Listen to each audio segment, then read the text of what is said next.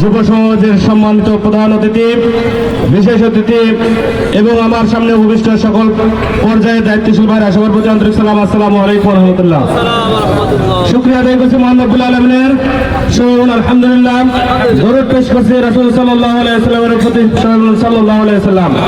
সম্মানিত উপস্থিতি, আপনারা জানেন বর্তমানে এমন একটি সময় আমরা উপনীত হয়েছি যে সময় সারা বাংলায় চাঁদাবাজি, টেন্ডারবাজি, মাদক আসক্ত হয়ে আমাদের আজকের যুব সমাজ একটি ধ্বংসের দিকে নিপতিত হয়ে যাচ্ছে।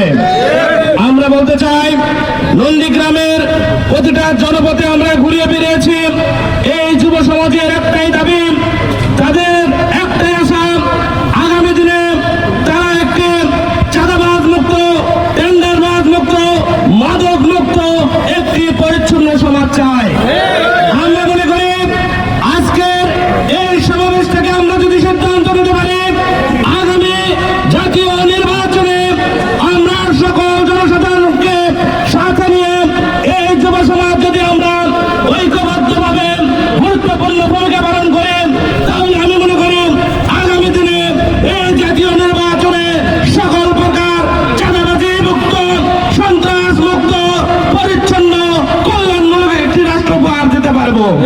সমাজে উপস্থিতি, আসুন আমরা এই চাঁদাবাজি, টেন্ডারবাজি, মাত্রায় দেশকে আমরা চাই না।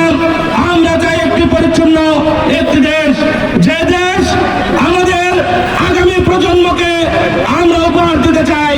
আপনারা দেখতে পাচ্ছেন যে প্রত্যেকটা বিশ্ববিদ্যালয়ে যে পরিচ্ছন্ন বিশ্ববিদ্যালয়